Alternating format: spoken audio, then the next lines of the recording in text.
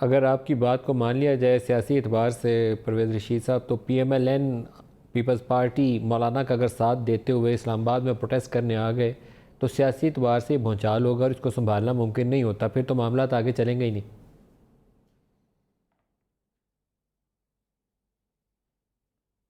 تو پھر جو مطالبے مولانا صاحب کے ہیں ان کو تسلیم کر لینا چاہیے، اس بھونچال سے پاکستان کو بچانے کی کوشش کرنی چاہیے۔ عمران خان صاحب کو خود چاہیے کہ وہ اب ایک راستہ دیں، نئے انتخابات کے لیے راہ کو ہموار کر دیں، تاکہ پاکستان جو کہ پہلی خارجی محاذ پہ الجھا ہوا ہے، سرحدی معاملات جو ہیں نازک زمانے سے گزر رہے ہیں، اور معیشت ہماری جو ہے اس کا تو بھٹا ہی بیٹھ چکا ہوا ہے، تو وہ ایسی صورتحال بنائیں تاکہ ایک نیا فریش مینڈیٹ لے کے پاکستان کے عوام کا جو جماعتیں آئیں جن کو پاکستان کے عوام کا اصلی اعتماد حاصل ہو، جعلی اعتماد حاصل نہ ہو، انہیں سلیکٹ نہ کروایا گیا ہو، بلکہ جو الیکٹ ہو کے آئیں وہ اپنی ذمہ داری سنبھالیں اور پاکستان کو اس بحران سے نکالیں جس بحران میں پاکستان کو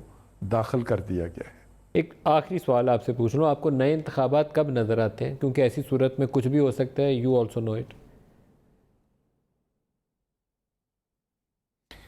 2020 انتخاب کا سال ہے، اگر 2020 میں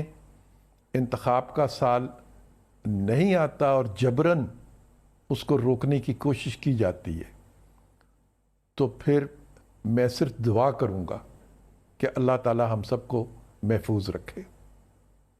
بہت شکریہ سینیٹر پرویز رشید صاحب، پاکستان مسلم لیگ نواز کے سینئر رہنما ہیں، اور وہ کہتے ہیں کہ ڈیل نہیں ہوگی، لیکن اس بات کی انہوں نے تصدیق کی کہ نواز شریف صاحب جب لندن میں قیام پذیر تھے اپنی اہلیہ کی بیماری کے وقت، تو اس وقت ان کو میاں صاحب نے خود بتایا کہ پاکستان سے پیغام بھیجا گیا ہے کہ آپ وہیں رہیے، اور میرا سوال تھا کہ اس وقت یہ کہا گیا تھا کہ شاہد خاقان عباسی اور شہباز شریف صاحب وہ لیڈ رول میں رہیں، جو پوزیشنز وہ ہولڈ کر رہے تھے اس پہ بھی رہ سکتے ہیں اور کنٹینیو کر سکتے ہیں، لیکن میاں صاحب نے ڈیل کو پسند نہیں فرمایا اور واپس تشریف لائے۔ اب کیا ہوگا؟ اب وہ کہتے ہیں ڈیل نہیں ہوگی، ڈیل کے بغیر عدالتی طریقے سے وہ انصاف چاہیں گے۔